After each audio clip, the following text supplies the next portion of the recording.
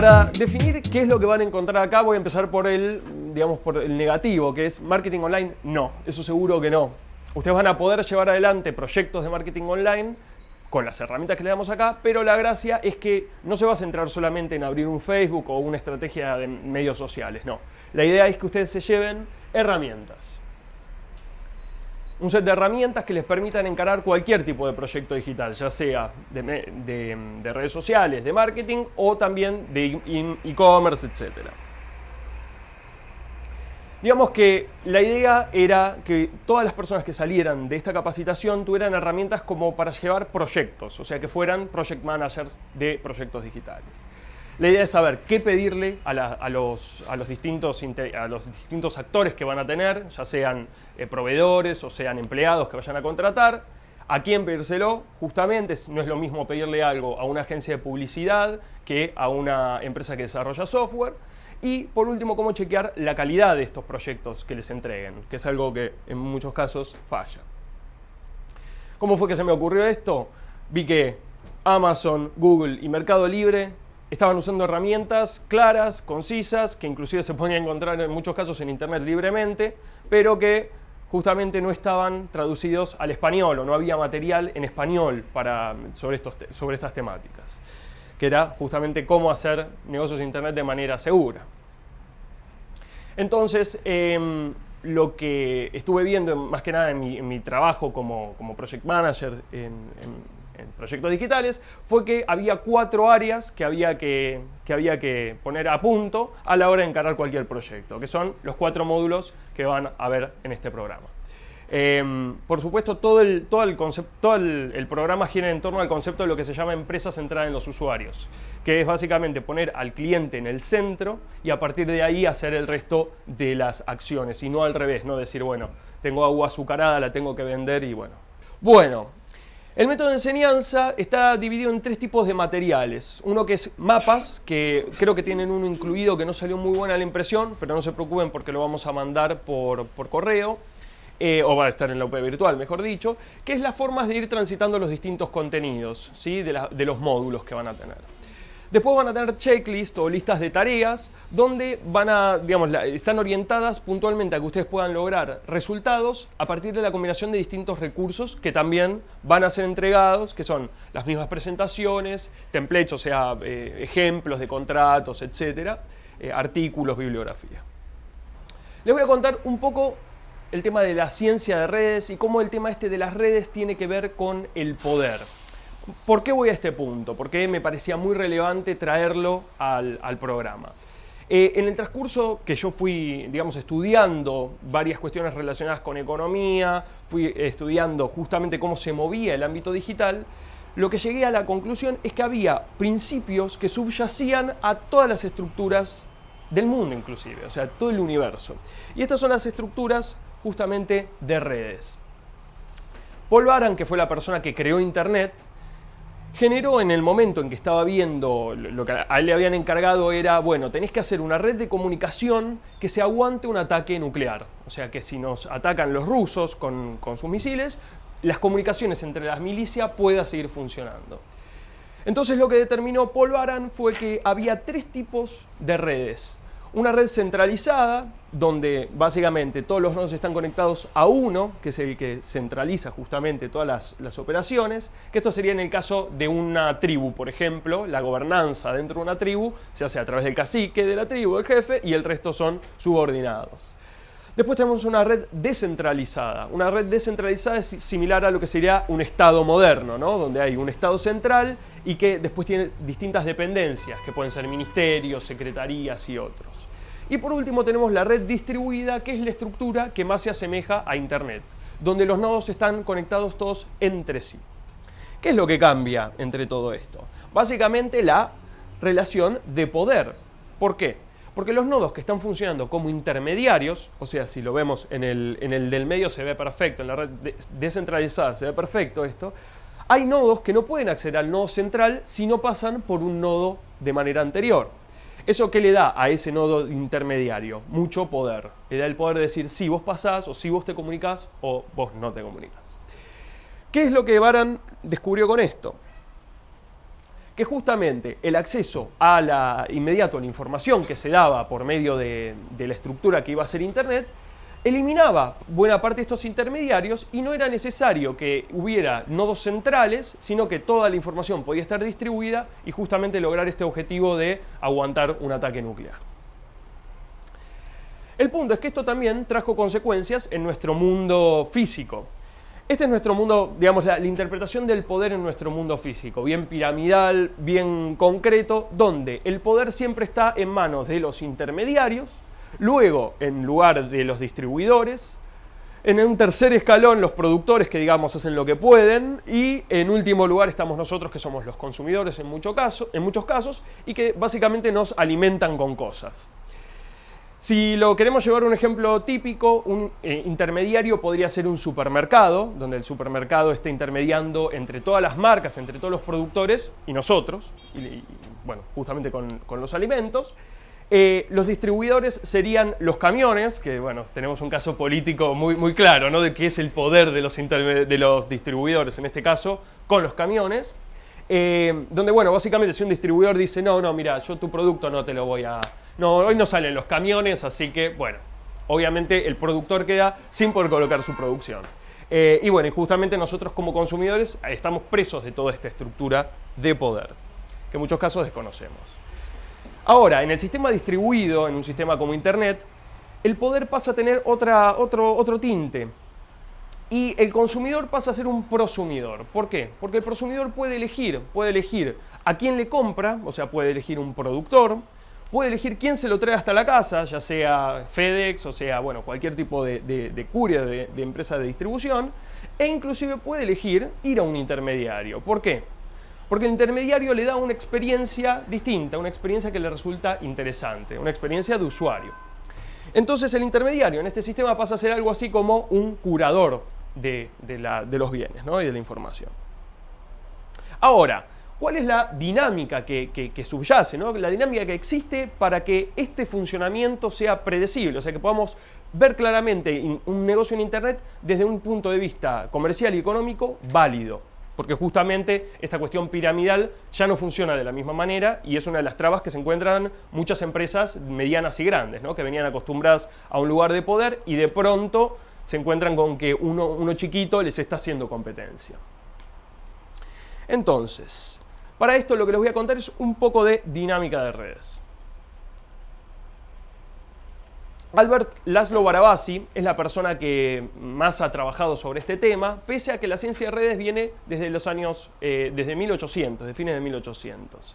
Lo que vamos a ver son los distintos elementos que componen una red, la evolución de estas redes, cómo se da, y justamente también el desarrollo dentro de las redes, cómo funciona. Los elementos de las redes son básicamente dos, uno son los nodos y otros son los enlaces. Los enlaces implican un vínculo de relación, o sea, implica que un nodo está conectado con el otro por algo en particular, porque hace algo en particular o porque vota a alguien en particular. Hay una acción en este enlace. El enlace puede ser de mayor o de menor calidad, o sea que puede ser más fuerte o más débil. Obviamente no es lo mismo tener una red con enlaces muy débiles y muy amplia que tener una red muy centrada, muy cerrada y muy fuerte como puede ser la de una familia, ¿no? Una familia nuclear. Y también, por supuesto, tiene que ver con el tipo, la cantidad de enlaces que tiene cada nodo va a ser determinante del poder de ese nodo. Justamente, un nodo que tiene mucho poder es considerado un influenciador, un conector. La evolución en las redes justamente se dan en torno a esto, a los conectores, a los nodos que tienen muchos enlaces hacia sí, ¿sí? El nombre en inglés es hubs, o sea, tal vez lo han escuchado con este nombre, y terminan siendo influenciadores siempre de las redes, porque justamente hay mucha gente que los está mirando, que los está escuchando y que toma su palabra como algo válido. El segundo punto es la conexión preferencial, que es un fenómeno que se da en las redes naturalmente. O sea, todo esto que yo les digo lo pueden aplicar, como les decía, a una red familiar, a una red de negocios o a cualquier, inclusive al sistema solar. O sea, si nos ponemos a verlo, las mismas redes aplican. La conexión preferencial tiene que ver con una propiedad de los nodos, que los nodos nuevos que ingresan a una red tienden a conectarse no a un nodo cualquiera, no a un nodo random, a un nodo aleatorio, sino a los nodos más conectados ya, previamente. O sea, esto lo que se da es el efecto de que los ricos se hacen más ricos, ¿sí? Los ricos básicamente tienen dinero con el cual producen más dinero y las conexiones que se generan le dan más dinero, y esto también se puede ver en la escuela a la que fueron. ¿Alguno de ustedes fue al Buenos Aires de acá, por ejemplo? ¿No? Nadie. ¿Al Pellegrini? No, ok, no funciona el ejemplo. Pero bueno, lo que se ve muchas veces es que la gente del Buenos Aires o del Pellegrini genera en esta etapa de escuela secundaria los vínculos que después le van a marcar toda su vida profesional. Inclusive hasta, bueno, mucho después de haber terminado la universidad. En este es el ejemplo claro de cómo se mide el valor de los nodos. Como verán, cada uno de los enlaces lo que hace es darle el valor a cada nodo, ¿sí? Este es un ejemplo de lo que les decía, de que todas las redes son iguales. O sea, cuando analizamos cualquier estructura de manera de redes, vamos a ver que son idénticas. Por ejemplo, la red de metabólica y la red de proteínas, que son cuestiones totalmente distintas, pero a la hora de observarlas se comportan igual y poseen los mismos rasgos. Hay dos tipos, digamos, de desarrollo dentro de las redes. Uno es la red de lo que se llama pequeño mundo.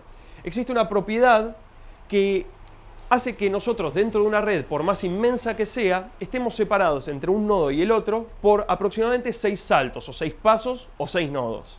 Y esto se da claramente en las redes sociales, donde si Sara quiere encontrar a Peter, probablemente por medio de Ralph y de Jane llegue inmediatamente en 4 saltos, cuando en verdad la red tiene más de 20 nodos. Esto se llama fenómeno de pequeño mundo. E inclusive lo pueden ver permanentemente en Facebook, donde les dice en la columna derecha, tal vez conozcas a tal. Lo que está interpretando Facebook en ese momento es exactamente esto. Está viendo tus redes sociales y viendo cuáles son los nodos que tenés próximos en tu red, a nivel pequeño mundo. Bueno, ¿cuáles son las dinámicas? ¿Qué es lo que determina el desarrollo de las redes? ¿Cómo van a evolucionar? Y son 3 factores. Primero, competencia, robustez y la ley de las comunidades. Para la competencia es simplemente que los nodos con mejor estado, digamos, fitness o lo que sería fitness. No, ok. Bien, entonces, los nodos que tienen más aguante, que digamos prevalecen por medio de la adaptación darwiniana, digamos, a los distintos problemas y a las distintas vicisitudes, esos nodos van creciendo de valor. ¿Por qué? Porque automáticamente van tomando más enlaces. Aptitud, gracias, muchas gracias, ahí va. Entonces, la mejor aptitud en cada nodo va a determinar su justamente crecimiento en el largo plazo. Y lo va a hacer más competitivo. ¿Qué hace un nodo tener mayor aptitud? ¿Cómo? ¿Qué hace a un nodo? Justamente es a nivel darwiniano, ¿sí? O sea, ¿qué hace? Que se pueda adaptar mejor. Exactamente. Darwin lo dejó muy claro que no es ni el más fuerte el que triunfa, digamos, en la evolución, ni tampoco el más inteligente. El que triunfa es justamente el que mejor se adapta a las distintas situaciones. Y esto podría ser tomado como, por ejemplo, a cambios de configuraciones en las redes. ¿Sí? Y lo vemos permanentemente en política, ahora que lo pienso, ¿no? O sea, el político que rápidamente cambia entre un partido y otro al momento de perder las elecciones es el que eventualmente termina prevaleciendo o generando mejor aptitud para gobernar, ¿sí? No siempre, escuché por ahí, no siempre. Bueno, el típico ejemplo de esto es entre Google y Facebook. O sea, tenemos Google, una empresa que se fue creando a partir de los 90, fue creciendo muchísimo, fue básicamente lo que impulsó esta segunda etapa importante de Internet. Pero Facebook llegó muchos años después y en muy poco tiempo se adaptó y logró captar inclusive más, o hacerle una competencia prácticamente pareja, a Google, que venía hacía muchos años. Justamente está compitiendo de una manera, tiene muchísimas mejores aptitudes para justamente competir con los otros jugadores del palo. Bueno, robustez. La idea es que las redes, por lo que vieron antes, hay nodos más importantes, que son los hubs, que son los conectores, y están los nodos periféricos. Los nodos hubs son, o sea, las redes con las configuraciones como tienen, hace que los nodos más importantes sean mucho más frágiles a la hora de ser, digamos, destruidos, ponen en compromiso toda la estructura de la red. En cambio, los nodos pequeños pueden desaparecer de manera aleatoria sin perjudicar demasiado a toda la estructura. Y el ejemplo, vuelvo a dar lo mismo. Tenemos ese nodo de 4 que voy a sacar en el próximo ejemplo, y básicamente lo que ven es que a partir de la eliminación de ese nodo, que es el más importante de la cadena, se quiebra la red, o sea, la red deja de existir como tal y los elementos tienen que reorganizarse. Ahora, lo que tienden a hacer las distintas redes es a organizarse en comunidades. Los nodos dentro de cada grupo tienden a tomar una estructura jerárquica, una estructura de poder, justamente, que está determinada fundamentalmente por la antigüedad de estos nodos, obviamente. Si tienen mayor antigüedad van a tener mayor cantidad de enlaces, y también por la cantidad de participación que tienen dentro de la red. Y esto tiene que ver con el ancho digamos, con el grosor de los distintos enlaces que se den. Jakob Nielsen, que es una persona experta en lo que es usabilidad, que es uno de los temas que van a estar viendo junto con Robert y también con Fede, dice que existe una distribución en las comunidades que habla de que el 1% nada más de las comunidades son creadores, que quiere decir que toman toda la acción, que es gente que participa, que hace y que justamente, bueno, aprovecha la red. El 9% son editores, son gente que participa aleatoriamente, pero que otras prioridades ocupan su tiempo. Y el 90% son seguidores, son gente que no aporta absolutamente nada y solamente toman de la red. Esto lo que nos da es como este es un gráfico que hice a modo ejemplificador, que habla de que una empresa va a tener siempre, tanto a nivel externo como a nivel interno, esta forma de organización comunitaria, donde vamos a tener el 1% que es el que más gana, o el 1% que es el que más compra de un lado y del otro. El 9% que, bueno, somos, digamos, los que trabajamos mucho, pero bueno, todavía no nos tocó ascender. Y el 90% que son los que básicamente no hacen nada o hacen lo menos posible, e inclusive ni siquiera compran, sino que por ahí disfrutan del producto, como podría ser de Apple.